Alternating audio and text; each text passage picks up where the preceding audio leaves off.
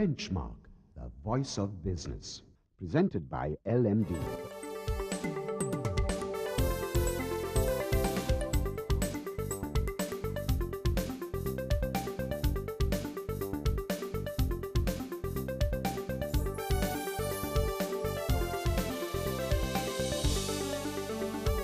On this edition of Benchmark, the recently appointed CEO of the Ceylon Chamber of Commerce, Dhara Wijayatilake, joins us to give us her take on the hotels and tourism industry and the law and order sector.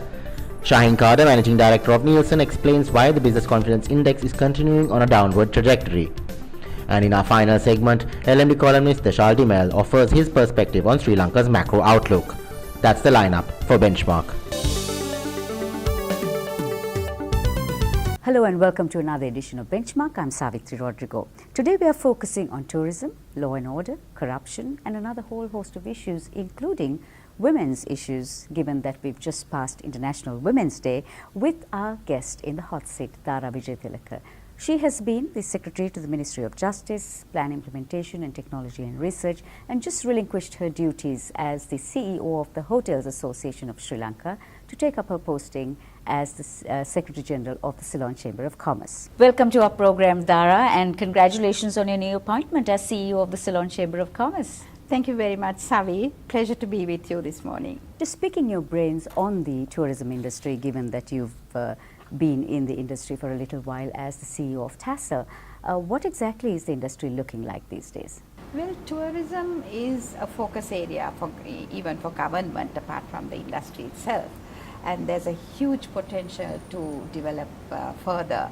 I think it is one of the greatest attractions in the country. And as I said, there has to be a very focused approach to development in certain areas like, branding, marketing, and also developing human resources within the country to serve this industry. So those are areas that need to be focused on. So no longer is the Sri Lankan smile going to take us very far, given that the customer, the guest, is very discerning in the tourism sector. So what do we need to do to uplift our human resources to make sure they're more customer-centric, their service levels get better and things like that? Human resources is an area that needs a lot of attention right now because I think there's a lot that needs to be done because you're right.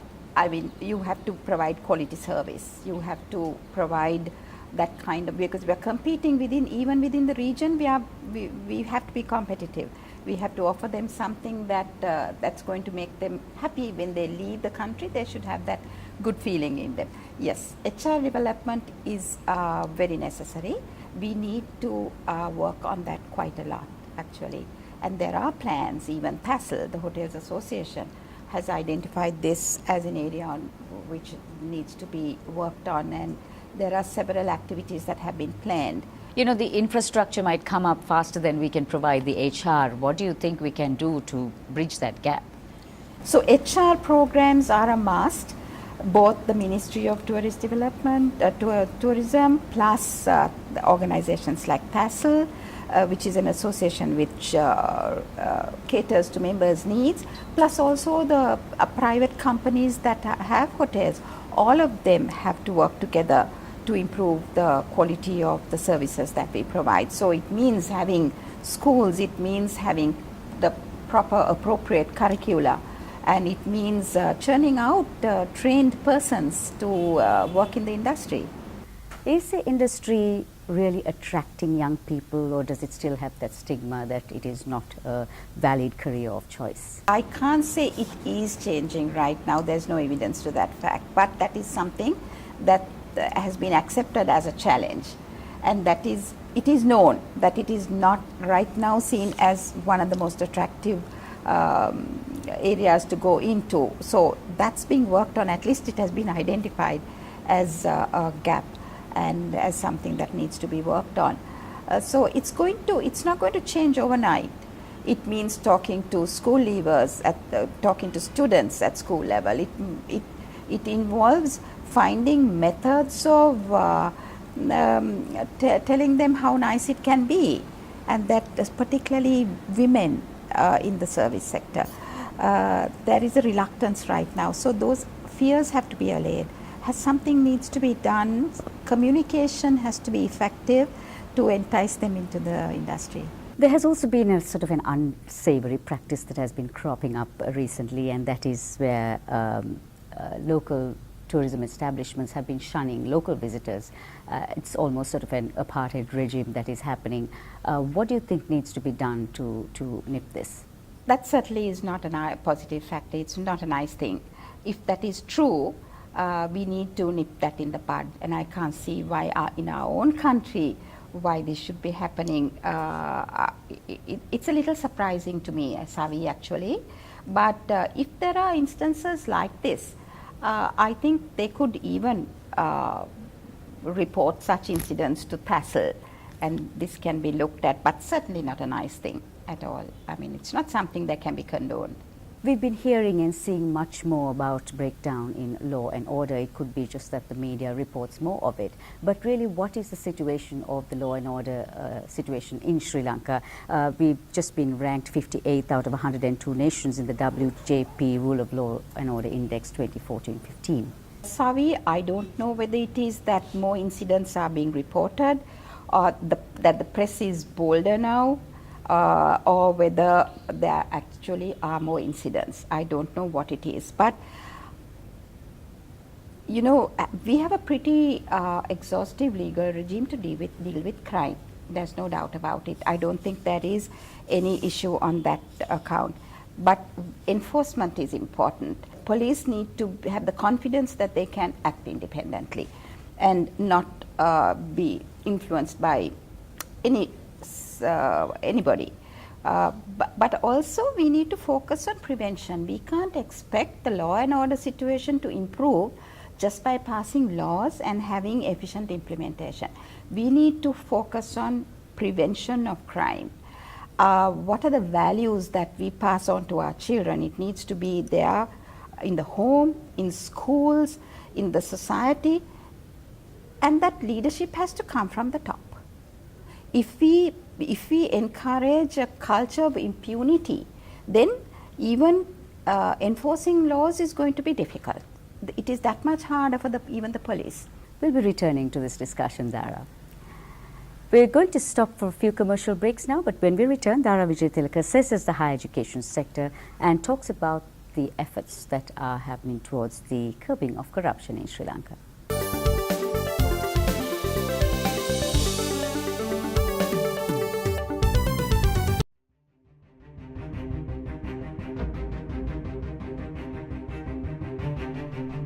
When we entered the industry in 1995, a new star was born as a fully owned subsidiary of People's Bank.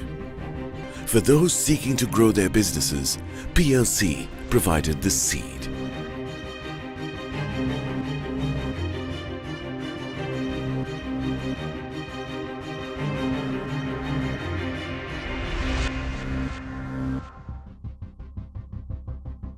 We are not only Sri Lanka's #1 leasing company, but also the largest non-banking financial institution.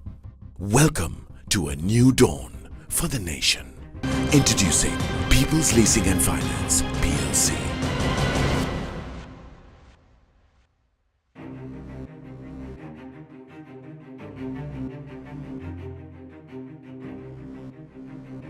We can show you a world, shining, shimmering, splendid, amazing, beautiful, dazzling, wondrous place for you and me. A whole new world, the future's got a whole new world for you. The most advanced technology now on multiple smart devices for total convenience. Welcome to H&B New World Banking.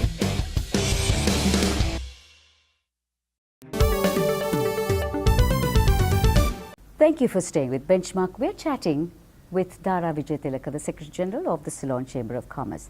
Dhara, we've just completed International Women's Day. The theme was Pledge for Parity, which sort of is a need of the day, given that although there's always been a fight for gender equality, somehow the progress seems to be very slow.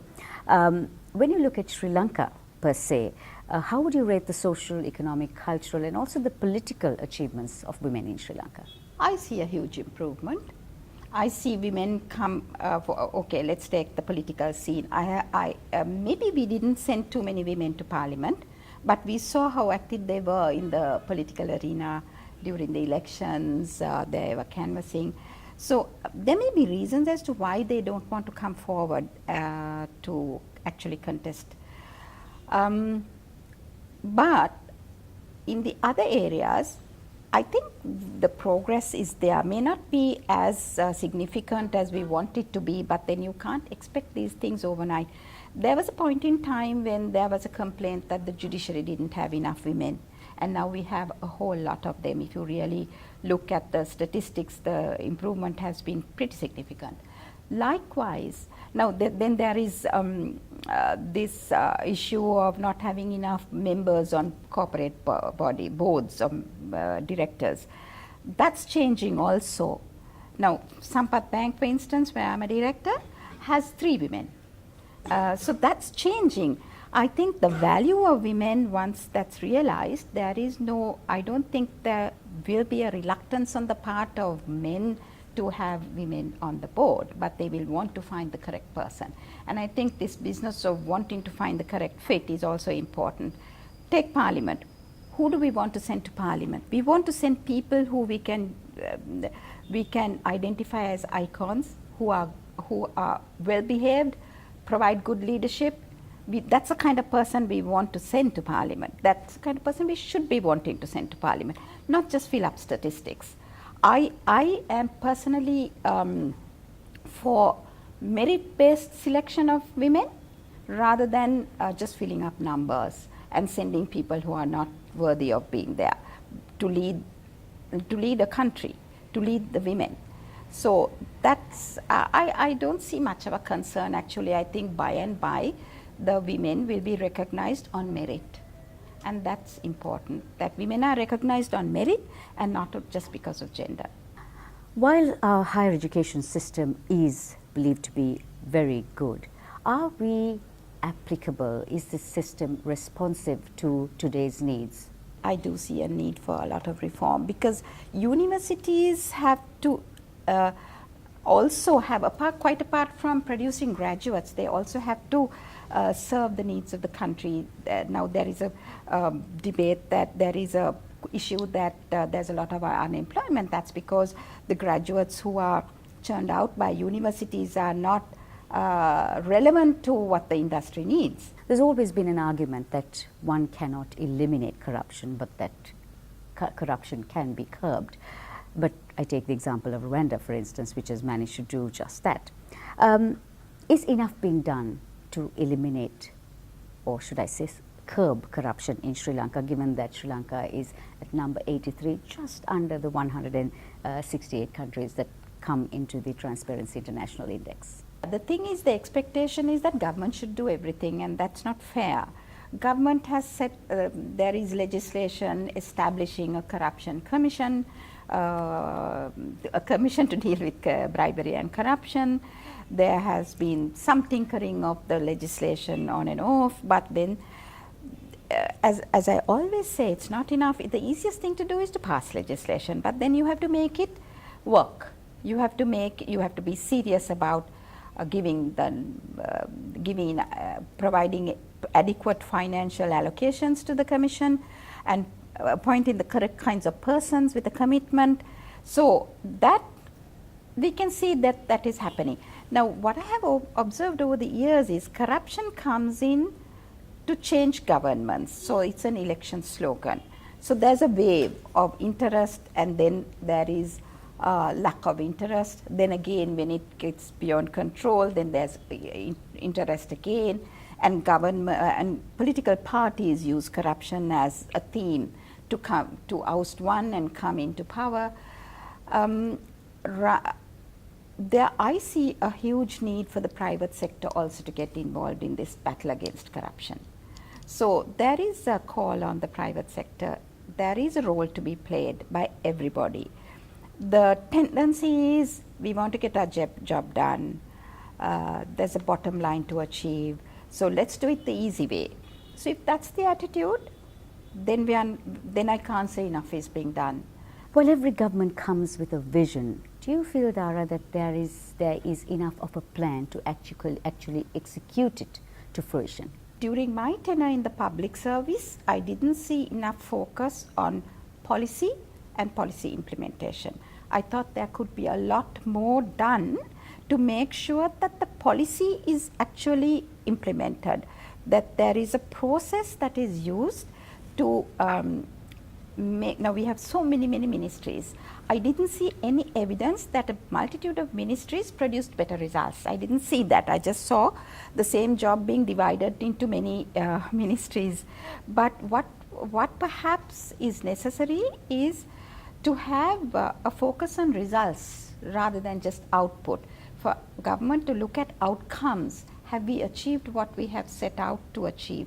Or are we just spending money on activities?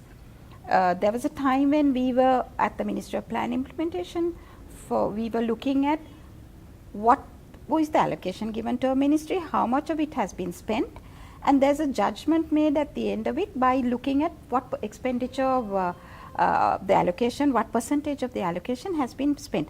Now that's not a very wise way of looking at whether we have achieved anything, because you can spend the money but not have any results out of that. So ideally we should have an assessment, a measurement tool where you measure results and outcomes. You can't do it with every activity that government engages in, but you say we did this, we spent so much of money, then the question is, so what?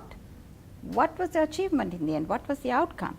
We need to keep asking that question. And every institution that is funded by government needs to ask, why do we exist?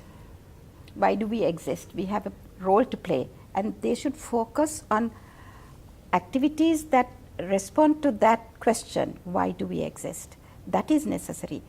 We have to evaluate what we are doing. Evaluation is very necessary. Even our development projects now, the evaluation is done because the donor wants it, not because we want it. We should learn lessons from whatever is done by way of implementation, and that focus is missing. The focus on results, the focus on outcomes, and improving how we actually do business in government, because no longer can our people be fooled with promises of just handouts. They need to have sustainable results. We have a very intelligent electorate, and the expectations will be higher. And we need to government needs to, I still keep saying we because I was so much a part of government for so many years, but government needs to respond to that. So where do you see Sri Lanka in 5 years' time? Well, if we get our act right and we have good policy formulation and efficient and effective implementation, we will be, we can get overcome some of the challenges that we have now. Then we can be positioned very well. If we don't have those things, if we continue to have inefficient implementation of our development projects, which amounts to inefficient or absence to realize our vision, then you know where we will end up. Right. Thank you very much, Dhara. We've been chatting with the Secretary General of the Ceylon Chamber of Commerce on a range of issues, including that of corruption, educational reforms, as well as women's issues. On the other side, we have Anushan Selvaraja with more on the macro picture.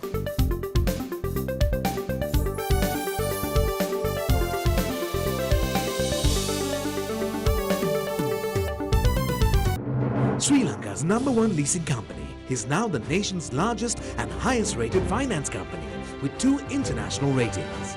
Let us move the nation as one with People's Leasing and Finance PLC.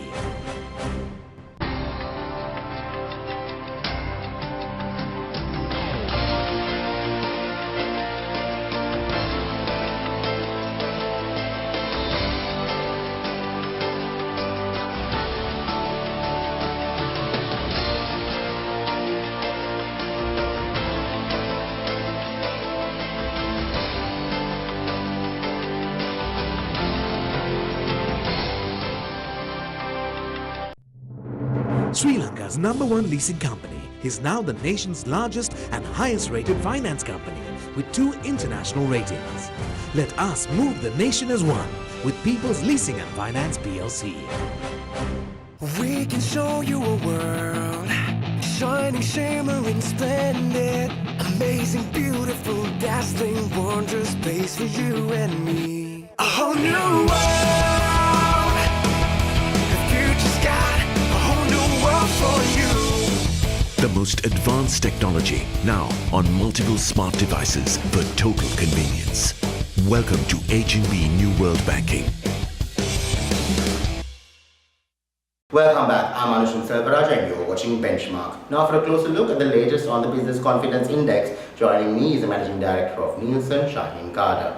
Welcome Shaheen. Now to begin with, the BCI is at a 16-month low. Now what are the sensitivities behind this? I think there's basically decreasing optimism about the state of the economy and also future business prospects. Now, if you take the economy, how people perceive, respondents, 61% were optimistic about the economy in December, but now that's down to 31% in Feb, half. And similarly, if you take short-term business prospects, it was 53% who were optimistic in December, down to 39%. So in addition to this, concerns about ethnic matters have also cropped up. And for example, I think the Sinhala issue, I think, in terms of ethnic issues, 41% have been concerned about it in Feb, up from 15% in December. I think in addition, there is also this creeping depreciation of the rupee, so a few respondents have complained about that aspect as well. So where do corporate types stand in terms of business and investment climate? Yeah, this has been low for several months actually. So even now in Feb, less than 5% feel the investment climate is very good. And this could be, nowadays it could be due to a combination of both global factors as well as local factors, because as we all know, global demand is suppressed for many categories, including our products and commodities as well. So what would be your projections for the BCI, Shaheen? I think with this announcement of capital gains taxes, VAT increase and so on, it's possible that the BCI would probably decline a bit further in the latest episode, but we'll have to wait and see. Thank you very much for joining us, Shaheen. You're welcome. That was the Managing Director of Nielsen, Shaheen Kader. We'll be right back after a short commercial break and we will take a closer look at the latest on our economy. Stay tuned.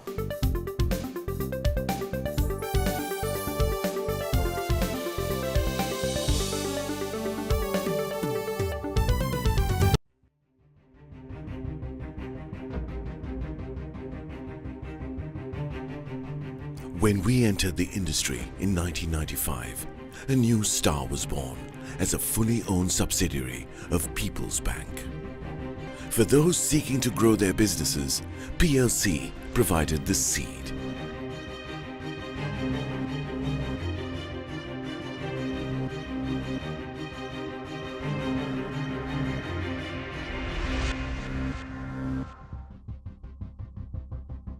We are not only Sri Lanka's #1 leasing company, but also the largest non-banking financial institution. Welcome to a new dawn for the nation. Introducing People's Leasing and Finance, PLC.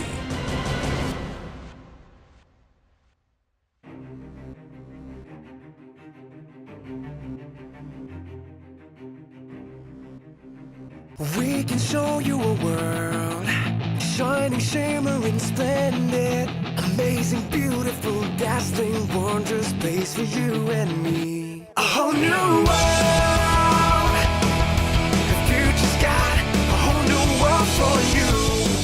The most advanced technology now on multiple smart devices for total convenience. Welcome to H&B New World Banking. Welcome back to Benchmark. I'm Anushan Selvaraj. Now for a closer look at the latest on our economy, and joining me is economist and LMD columnist Deshal Timel. Welcome back, Deshal. Now to begin with, Sri Lanka is going in for an IMF bailout. Now, in your opinion, what would this bailout entail? So it depends, Anushan, on the kind of bailout that you go for. The IMF has several different options. You have the concessionary financing options as well as the commercial terms options. Now, Sri Lanka is no longer eligible for the concessionary financing, so it will have to be a commercial option. And among the commercial options that they have available, it's most probable that Sri Lanka would either look at extended financing facility, that's an EFF, or a standby arrangement, that's an SPA. Now, an EFF is similar to something that we took in 2003, which was at the time combined with the PRGF, where the IMF would provide support over a longer term, where it's about a 10-year payback period, which tries to address some structural issues that would affect a country's ability to repay external obligations. Now, usually with regard to EFFs, you have more stringent conditionalities which address deeper structural issues in the economy. So things like public spending, certain economic sectors may need to be reformed, and all this depends on the negotiating positions of the government and the IMF at the time of the bailout. But by and large, EFFs are more stringent in terms of their conditionalities.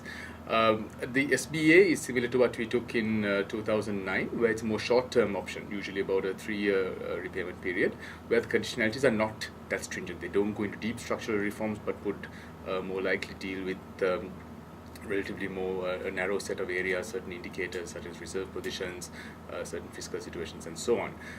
And it's not clear exactly thus right now as to whether the government would go for an SBA or an EFF, but I would expect it to be one of these two options that the government would go for with the IMF. So why is Sri Lanka opting for this at this point of time? So the issue has been this growing fiscal deficit that we've been seeing kind of developing over a period of time, and right now the government is anticipating 2015 the budget deficit to increase up to 7.2% of GDP. That's quite an increase from the trend that we had seen in recent years. And combined with that overall debt, there's also a significant amount of external debt that is coming up for repayment. For example, in 2016, there's about $4.5 to $5 billion worth of external debt repayments that have to be made. And in an increasingly challenging global market where it's more expensive to borrow in capital markets overseas, the government is, I think, looking to seek IMF support to at what they would hope to be a more concessionary rate to meet these overseas obligations. So, Desha, would it improve our fiscal discipline? Now, historically, we've had several interventions with the IMF in the past as well. But really, I think it comes down to our own government, the way that we would approach this, whether we want to take a long-term view or a short-term view, which is why I think an EFF would be more constructive from our perspective in terms of addressing some of those deep-rooted issues that have caused this kind of fiscal weakness and also structural weaknesses in the economy. An SBA, on the other hand, might just be akin to putting a plaster on a wound, which may not solve your actual issues. But at the end of the day, it comes down to the commitment of our own government and our own public in order to address our deeper structural issues. Thank you very much for joining us, Desha. Thank you, Anish. That was economist and LMD columnist Desha Dimel. Thank you for watching Benchmark, and we hope to see you again next time.